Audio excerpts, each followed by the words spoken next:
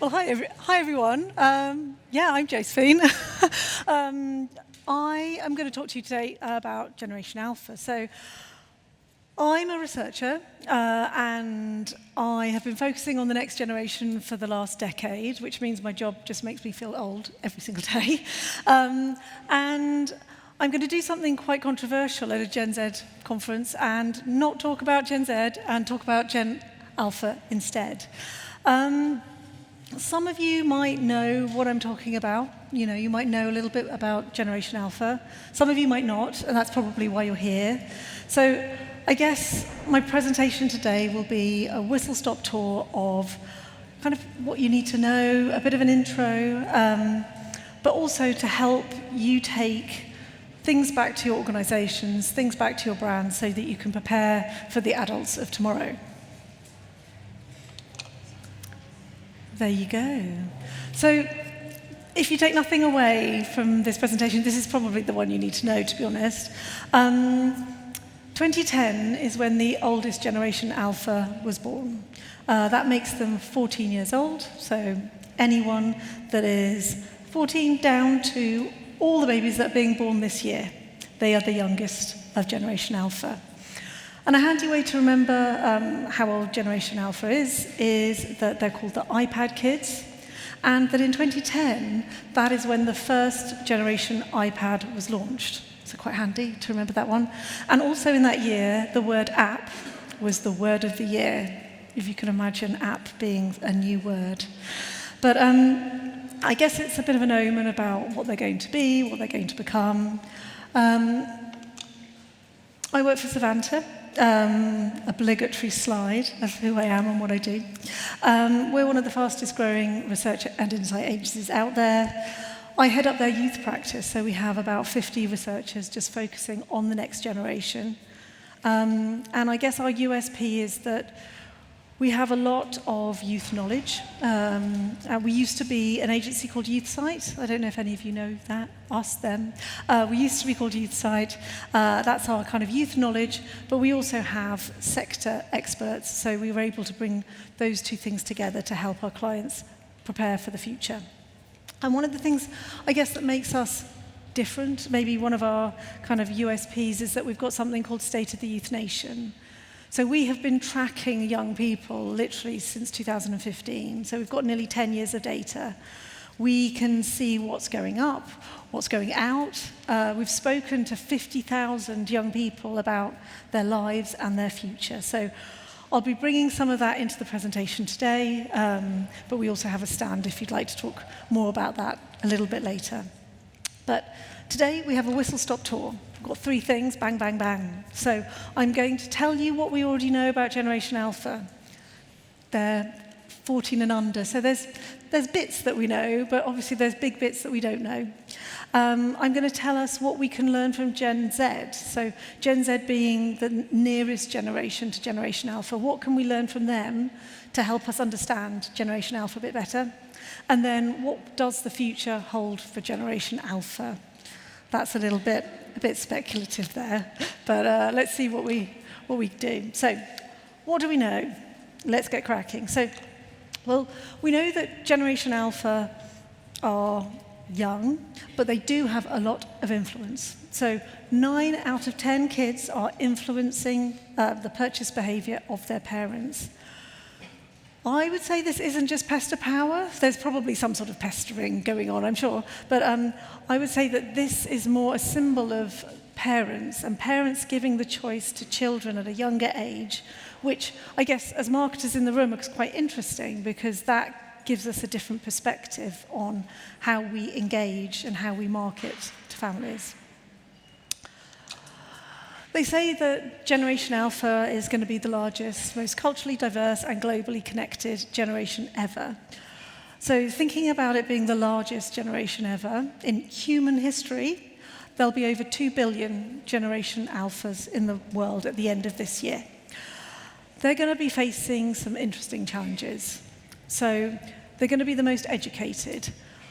It's estimated that 50%, so half of Generation Alpha, will have at least 1 degree.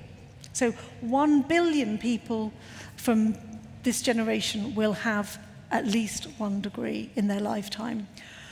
And this means that they'll, I guess, need to keep busy, because not only will they be getting degrees, but they're going to be living to 100. So what else are they going to be doing with their time? And I guess useful to note that as millennials are expected to live to around 80. So that's a kind of bit of a contrast there. Another contrast with millennials is that Gen Alpha is supposed to be the wealthiest generation. In 5 years' time, it's estimated that 10% of the US workforce will be Generation Alpha, despite their young age.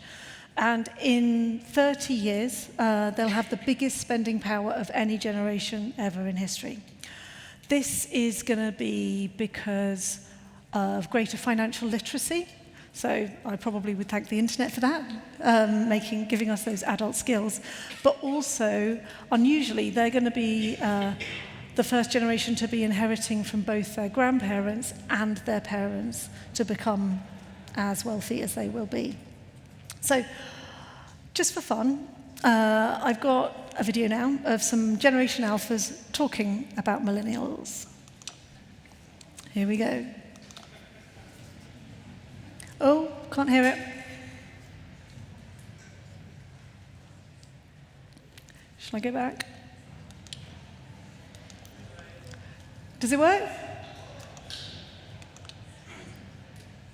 Fire. I wish I could go back and meet some of my ancestors.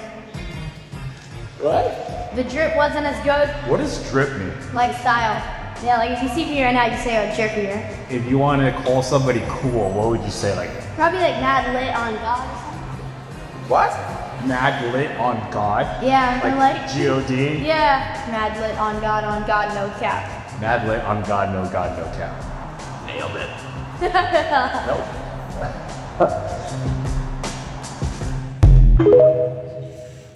So, not only do I have a TikTok of young people saying things that we might not understand, I also have other words on the screen that I have here to explain to you, which is making me feel super duper old. Okay, let's have a go. So, yeah, NPC. Yep, someone's got it. So yeah, not about car parks, which, could be. It's, a non-playable character, which means someone who kind of lacks originality, hasn't got much about them, and when I was putting this presentation together, might also mean someone who is standing in a conference room telling other people about young people's slang. So I'm sorry about that. Riz, does anyone know about Riz? Charisma, yeah, you got that one. W? Win, yeah, win, short for good. And preppy. At the back, go on, shout it out. Pardon? Can anyone say that to me? I can't hear. I heard the word Florida, which I don't think you said. It's a Sephora girl. Interesting. Well, what I have here, so we can discuss this later, is that it means you're fashionable. So it's not, for me, preppy is a certain fashion, but preppy apparently is any fashion that is good. Let's have a chat later. So, now we know what some of these things mean. Let's talk about what's on trend with Generation Alpha. So you'll probably know some of these, I'm sure, more than the words. So bottom left, we've got skincare. So specifically Drunk Elephant, which is a skincare brand. Gen Alpha loves skincare, despite the fact that they don't have any wrinkles, they don't have any bags under their eyes, no skin damage, but they're spending £60 plus on moisturizers that they don't need. But I have more on that later. Then we have Squishmallows. So they were the most popular toy of last year. Super soft, super cute. I quite like them. But cute is a big thing for Generation Alpha. Roblox there. So Roblox, but Minecraft and Fortnite. Gaming in general, but gaming on the metaverse is preferred. So spending time with friends as an avatar is second nature to Generation Alpha. Then we have Generation Alpha backing smaller fast fashion brands like White Fox. So they sell highly branded products. So branding is actually quite important for Generation Alpha. And then we have superheroes at the top, but more specifically franchises. So For Gen Alpha, they expect a sequel, a prequel, a series. A one-off story is not how they consume content. They are seeing collabs and partnerships of their favorite characters on screen, in games, on clothes, just everywhere that they go. So that's kind of what's going on. I said I would tell you a bit more about skincare. Here are two Gen Alphas talking about it on TikTok. But just so you know, once you've seen this, you can't unsee it. So I'm just apologizing in advance, because it might hurt. We're Gen Alpha influencers. Of course, we are obsessed with skincare. We're Gen Alpha influencers. Of course, our favorite stores are Sephora and Ulta. We're Gen Alpha influencers. Of course, we wear a headband when we're doing our Get Ready With Me's. We're Gen Alpha influencers. Of course, we don't have toys. I put the packet on the glass. What glass? The little glass dish in the microwave. Got it. I closed the door. Which door? The door to the microwave. What is wrong with you folks? Yay! Apologies. So you might, if you do use TikTok, you've probably seen this video or a variation of this video a million times, but I thought it was probably worthwhile, sort of the statement of intent. What do we know about Gen Alpha? If you're feeling fun, you might want to play along as well. It's kind of action-based. I'll do it up here just to, give you some confidence to play along as well. Here we go. How would you roll down a car window? Okay. How do you answer the phone? Okay. How would you hang up the phone? Okay. How do you take a picture?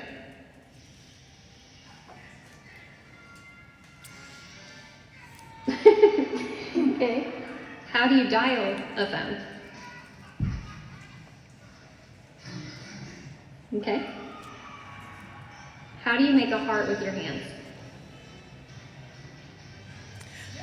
Now, what heart was he making? Did you see? Did you see he was doing that?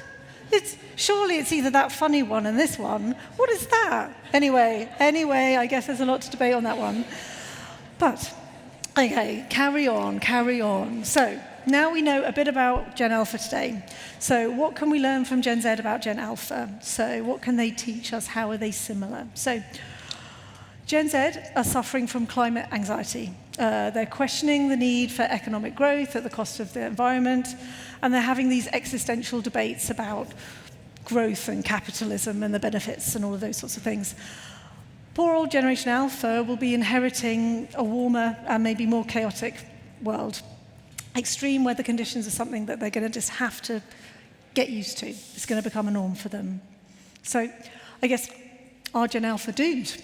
They're going to be born into a world of climate panic rather than climate anxiety, and how are they going to cope? We're living in the fourth industrial revolution, so this is artificial intelligence rewriting the rules for the future. So 65% of jobs for Generation Z don't exist yet. So if that's the case for Gen Z, what's it going to be like for Generation Alpha? And in fact, I read that 50% of the kind of tech skills that you and I have now, today, are going to be obsolete in the next 5 years. So some people could be a bit depressed about that. Spent all that time learning Outlook.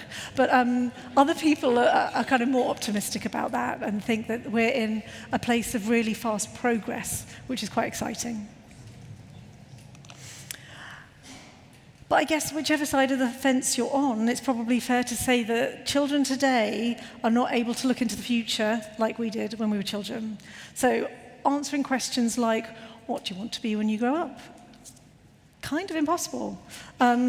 Deciding what academic subjects you want to study because you want to do a certain job or profession, quite risky, because those jobs, things like law and accountancy, are set to be replaced by AI in the near future.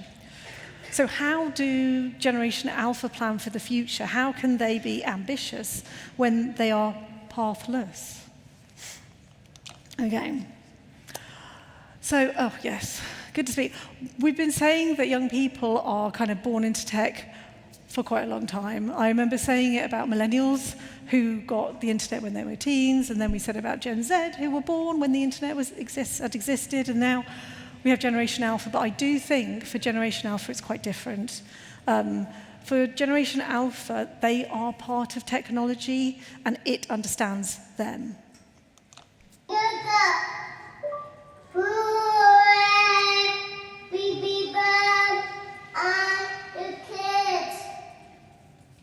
Okay, here's little baby Bob on YouTube's music.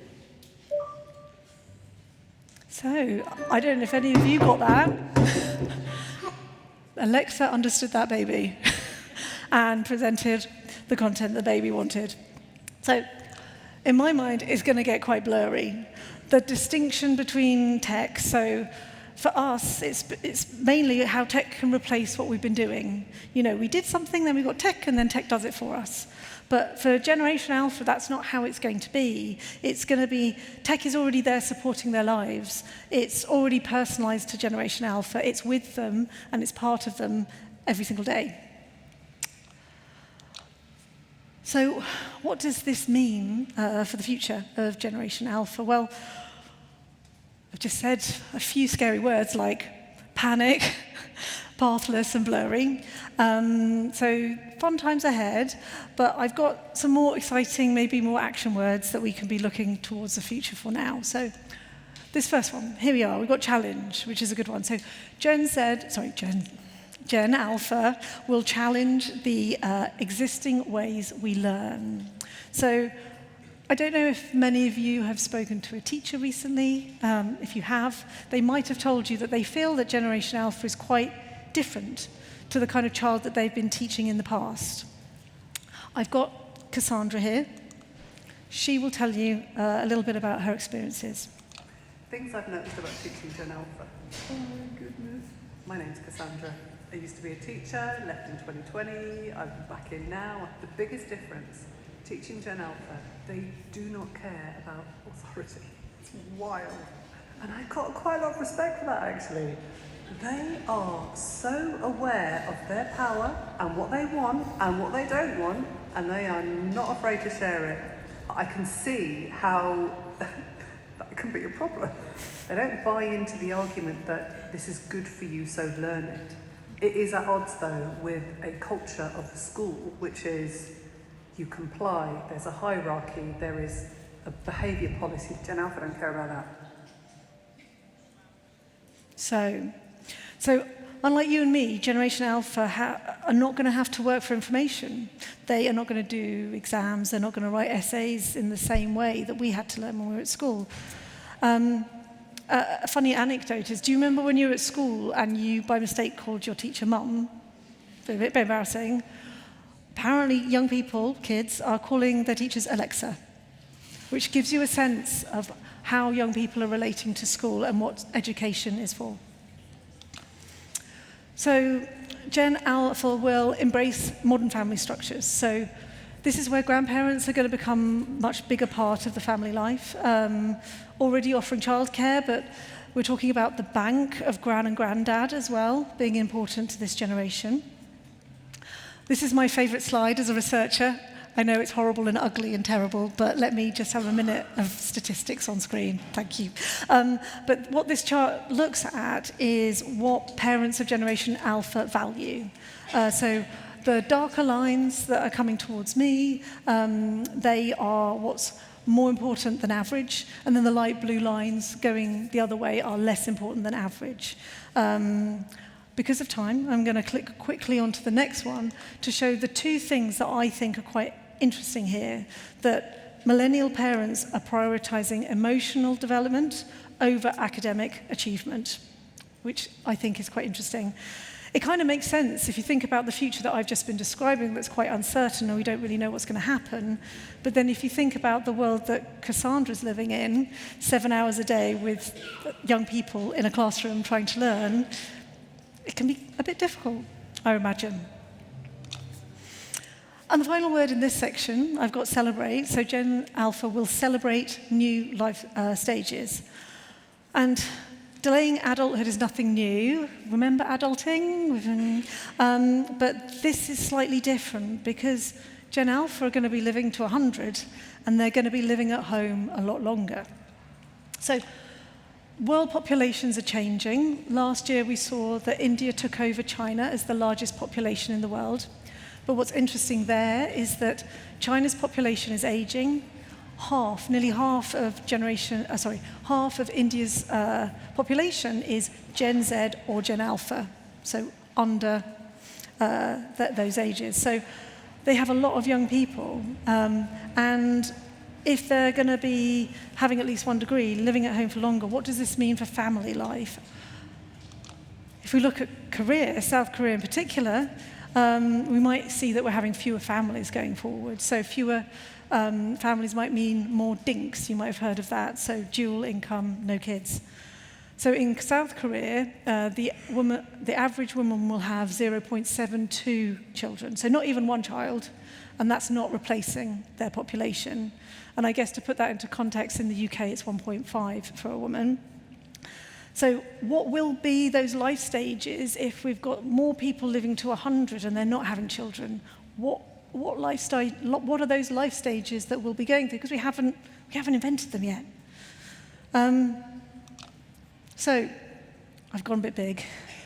What do I think? I'm going to go a bit bigger again, and then we're going to end. So I don't have a crystal ball necessarily, but I think what this all indicates is that this debate that we have every year at YMS on this stage about should we be defining the youth market by life stage, or should we be defining the youth market by generation? When we get to Generation Alpha, I think all of that is out of the window.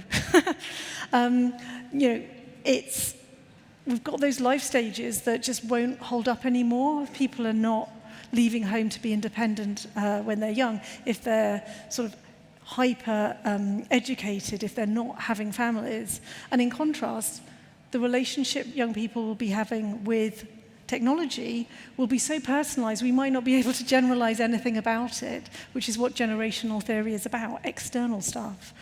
So it's a big question mark, obviously. I don't have the answer, but these are two things that I just think that we rely on at the moment that we won't be in the next generation. So super interesting times to be a youth researcher, and I guess at Savanta we find this stuff really interesting, really passionate about helping our clients prepare for the future. And we've got a stall. If you want to come and talk to us or debate with me about any of the things that you've just heard, I'd love to hear from you. I think it's stand 18. But if you don't want to come and talk, that's fine. We have lots of ebooks that you can download from the website. Some of them talking about these big things that I've just been talking about today, but many that are a bit more kind of normal and kind of addressing your Gen Z marketing challenges. So I'm Josephine Hansom. Thank you very much. Please connect with me on LinkedIn and enjoy the rest of the conference.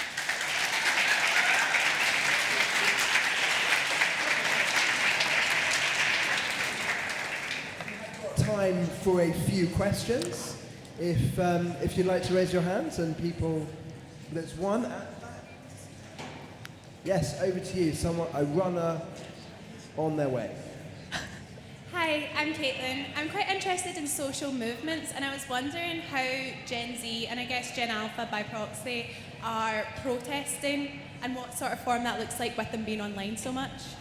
Well, that's quite interesting, actually, because we are seeing that kind of challenge that I spoke about for Generation Alpha coming probably from Gen Z, because there's a lot of protests, there's a lot of kind of underground activism with Gen Z that we see.